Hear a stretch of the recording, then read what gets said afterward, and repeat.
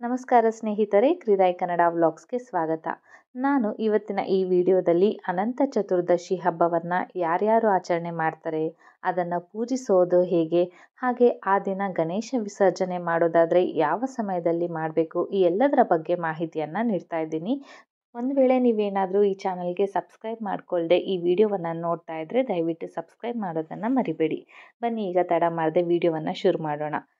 ನಮ್ಮ ಭಾರತದಲ್ಲಿರುವಂತಹ ಜನಕ್ಕೆ ಅವರ ಹರ್ಷಕ್ಕೆ ಹಬ್ಬಗಳೇ ಕಾರಣವಾಗಿರುತ್ತೆ. ಪ್ರತಿದಿನವೂ ಕೂಡ ಒಂದೊಂದು ಹಬ್ಬದಂತೆ ಇರುವಾಗ ಸಂತೋಷವೇ ನಿತ್ಯ ಆಗಿರುತ್ತೆ. ಸದ್ಯ ಭಾದ್ರಪದ ಮಾಸದಲ್ಲಿ ಬರುವಂತಹ ವಿಶೇಷ ಹಬ್ಬಗಳಲ್ಲಿ ಇದು ಒಂದು ವಿಷ್ಣುವಿಗೆ ಸಂಬಂಧಿಸಿದ ಹಬ್ಬವಾಗಿದೆ. ಇದನ್ನು ಭಾದ್ರಪದ ಮಾಸದ ಶುಕ್ಲ ಪಕ್ಷದ ಚತುರ್ದಶಿ ತಿಥಿಯಂದು ಪ್ರತಿ ವರ್ಷವೂ ಆಚರಣೆ ಮಾಡ್ತಾರೆ. ಇದನ್ನು ಹಬ್ಬ ಅನ್ನೋದಕ್ಕಿಂತ ಒಂದು ವ್ರತವೆಂದು ಸ್ವೀಕರಿಸಿ ಆಚರಣೆ ಮಾಡಲಾಗತ್ತೆ.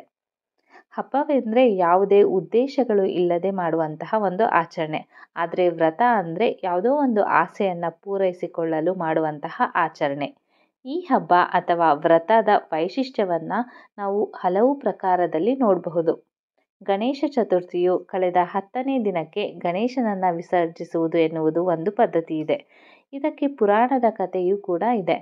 ಸುಶೀಲಾ ಎನ್ನುವಳು ಅನಂತ ಚತುರ್ದಶಿ ವ್ರತವನ್ನು ಮಾಡಿ 14 ಗಂಟಿನಿಂದ ತಯಾರಿಸಿದ ದಾರವನ್ನು ಕಟ್ಟಿಕೊಂಡ್ಲಂತೆ. ಅನಂತರ ಕೌಂಡಿನ್ಯ ಎನ್ನುವ ವ್ಯಕ್ತಿಯನ್ನು ವಿವಾಹವಾಗಿ ಸುಖದಿಂದ ಸಂಪತ್ತಿನಿಂದ ಜೀವನವನ್ನು ಸಾಗಿಸ್ತಾ ಇರ್ತಾಳೆ. ಒಂದು ದಿನ ಕೌಂಡಿನ್ಯ ಏನು ಮಾಡ್ತಾನೆ, ಆಕೆ ಧರಿಸಿದಂತಹ ದಾರವನ್ನು ಕಂಡು ಅದನ್ನು ಬಿಚ್ಚಿಸಿ ಬೆಂಕಿಗೆ ಎಸೆದ್ಬಿಟ್ನಂತೆ. ಅನಂತರ ಅವರ ಕಷ್ಟಗಳು ಆರಂಭವಾಗ್ತವೆ. ಅದನ್ನು ಅರಿತ ಕೌಂಡಿನ್ಯನು 14 ವರ್ಷಗಳ ಕಾಲ ಅನಂತ ಚತುರ್ದಶಿ ವ್ರತವನ್ನು ಮಾಡಿ ಸಂಪತ್ತು ಸುಖಗಳನ್ನು ಮರಳಿ ಪಡಿತಾನಂತೆ.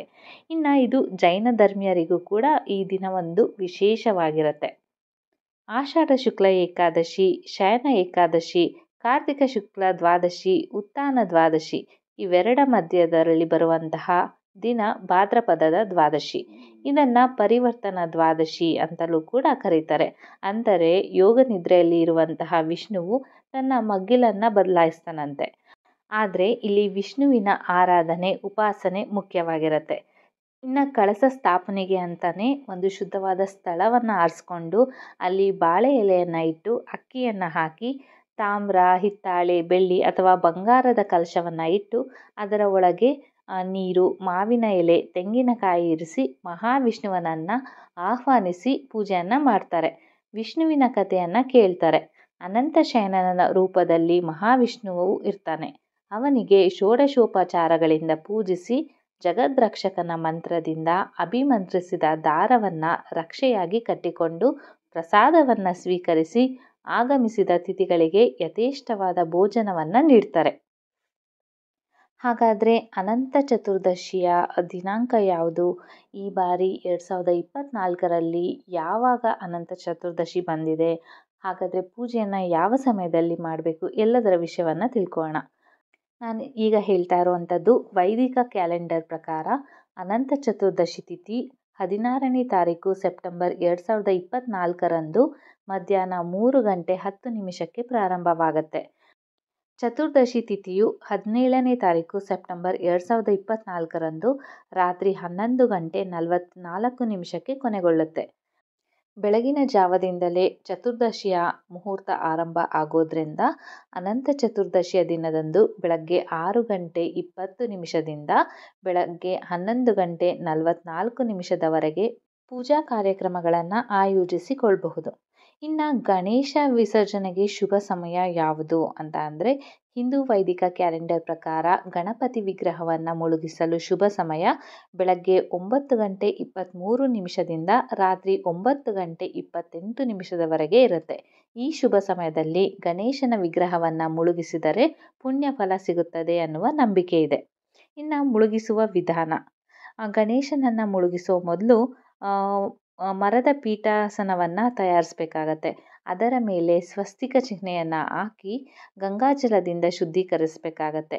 ಹಳದಿ ಬಣ್ಣದ ಬಟ್ಟೆಯನ್ನು ಹರಡಿ ಅದರ ಮೇಲೆ ವಿನಾಯಕ ಮೂರ್ತಿಯನ್ನು ಇರಿಸಿ ಹಳದಿ ಬಣ್ಣದ ಹೊಸ ವಸ್ತ್ರ ತೊಡಿಸಿ. ಇದಾದ ನಂತರ ಆಸನದ ಮೇಲೆ ಅಕ್ಷತೆ ಹಾಕಿ ಗಣಪತಿ ಮೂರ್ತಿಗೆ ಹೂವು, ಹಣ್ಣು, ಸಿಹಿ ತಿಂಡಿ ಇತ್ಯಾದಿಗಳನ್ನು ಅರ್ಪಣೆ ಮಾಡಬಹುದು.